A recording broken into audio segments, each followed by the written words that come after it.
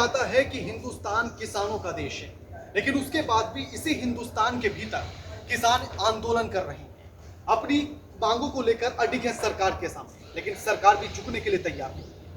किसानों के इस आंदोलन की अगुवाई कर रहा है संयुक्त किसान मोर्चा, और 26 मई 2021 को पूरे 6 महीने बीत चुके हैं किसान आंदोलन को, और साथ ही नरेंद्र मोदी सरकार को भी 7 साल पूरे हो चुके हैं, लेकिन उसके बाद भी किसान अपनी मांगों को लेकर अडिग हैं, आंदोलन कर रहे हैं, लेकिन सरकार उनकी बातों को सुनने के लिए तैयार नहीं है। सबसे अहम बात यह है कि आज किसान काला दिवस के रूप में मना रहे हैं, काले झंडे लगा करके विरोध प्रदर्शन कर रहे हैं, लेकिन अब देखना यह होगा कि आखिर सरकार झुकती है या नहीं झुकती है, या फिर सरकार किसानों को लेकर किस तरह के फैसले लेती है, वो भी आप रिपोर्ट में देखिएगा।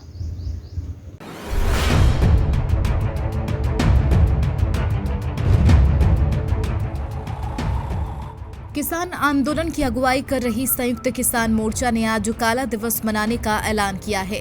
किसान संगठन देश भर में काला झंडा लगाकर विरोध प्रदर्शन कर रही है। इस विरोध प्रदर्शन के करीब दर्जन भर विपक्षी पार्टियों का भी साथ मिला।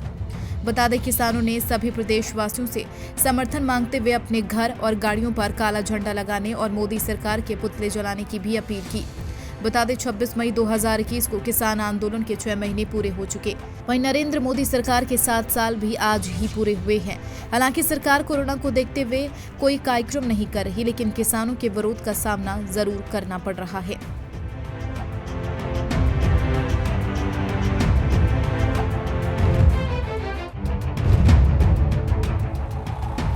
20 मई को राष्ट्रीय राजधानी की सीमाओं पर प्रदर्शन कर रहे किसानों के संगठन संयुक्त किसान मोर्चा ने केंद्र सरकार से फिर बातचीत की शुरुआत करने को कहा।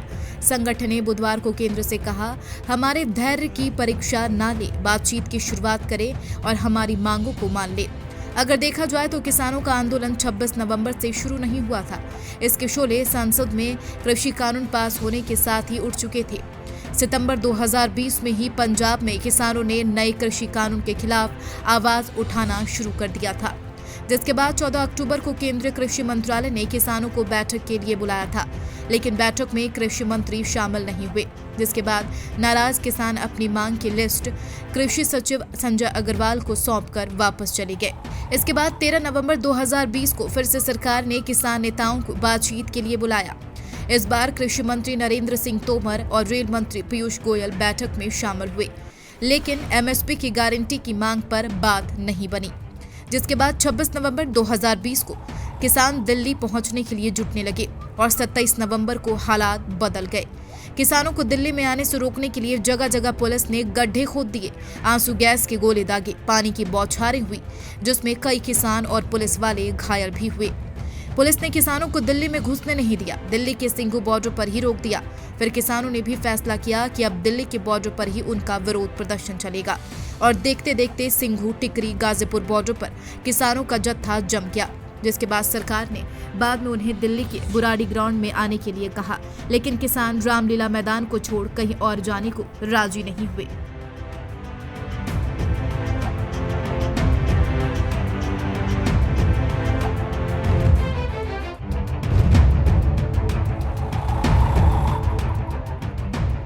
चार जनवरी 2021 को सरकार और किसान संगठनों के बीच हुई 7वें दौर की बैठक भी बेनतीजा रही थी, जिसके बाद किसानों ने 7 जनवरी को दिल्ली के अलग अलग बॉर्डर से ईस्टर्न पेरिफेरल पर ट्रैक्टर मार्च निकालकर सरकार पर प्रेशर बनाने की कोशिश की थी। बता दें, ट्रैक्टर मार्च के बीच किसान नेता राकेश टिकैत ने कहा था कि यह तो बस 26 जनवरी को होने जा रही ट्रैक्टर परेड की रिहर्सल है, कानून वापस नहीं लिए गए तो किसान मई 2024 तक की तैयारी करके आए हैं। इन सब के बाद 12 जनवरी 2021 को सुप्रीम कोर्ट ने 3 कृषि कानून के विरोध करने वाली कई याचिकाएं और दिल्ली की अलग अलग सीमाओं पर बैठे प्रदर्शनकारियों को हटाने से जुड़ी याचिका पर फैसला सुनाया। सुप्रीम कोर्ट ने अगले आदेश तक 3 कृषि कानून को लागू करने पर रोक लगा दी थी। साथ ही कृषि कानून की जांच के लिए एक समिति की गठन की बात कही थी। Chief justice of India एस.ए. Bobde ने कहा कि हम कानून को निलंबित करने के लिए तैयार हैं, लेकिन अनिश्चित काल के लिए नहीं। वहीं इसके बाद सरकार ने इन कानून को 1.5 साल तक लंबित रखने का प्रस्ताव भी दिया, लेकिन किसानों की मांग थी, अगर सरकार और अदालत खुद इस पर कुछ वक्त के लिए रोक लगा रही है तो क्यों नहीं इसे पूरी तरह से रद्द किया जाए।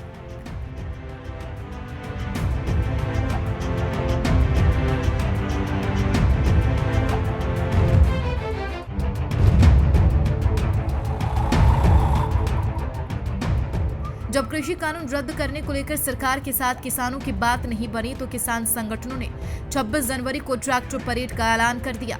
गणतंत्र दिवस पर आयोजित किसानों का ट्रैक्टर मार्च अपने तय रास्ते से भटक गया, जिसके बाद प्रदर्शनकारियों के कई समूह लाल किले में दाखिल हो गए और लाल किले पर सिख धर्म से जुड़े निशान साहिब और किसान संगठन से जुड़े झंडे लगाए गए। इस हिंसा के दौरान एक किसान की मौत भी हुई, जिसके बाद ऐसा लगा कि किसान आंदोलन अब खत्म हो जाएगा। किसान संगठन भी इस हिंसा को लेकर दरार नजर आने लगी थी।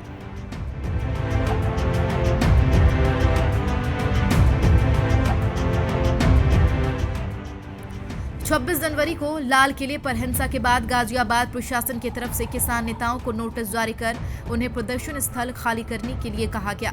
प्रशासन की तरफ से गाजीपुर बॉर्डर पर धारा 144 भी लगा दी गई और उत्तर प्रदेश सरकार ने सभी डीएम और एसएसपी को आदेश दिया कि वो राज्य में सभी किसान आंदोलन को समाप्त करें। लेकिन टिकैत की आंखों में आए आंसू ने आंदोलन को एक नई धार दे दी। सोशल मीडिया पर वीडियो वायरल होने के बाद हजारों की संख्या में किसान गाजीपुर बॉर्डर के लिए अपने अपने शहरों से निकल पड़े और पश्चिमी उत्तर प्रदेश, जो कि राकेश टिकैत का गढ़ माना जाता है, वहां से भी भारी संख्या में किसान गाजीपुर बॉर्डर पहुंच गए।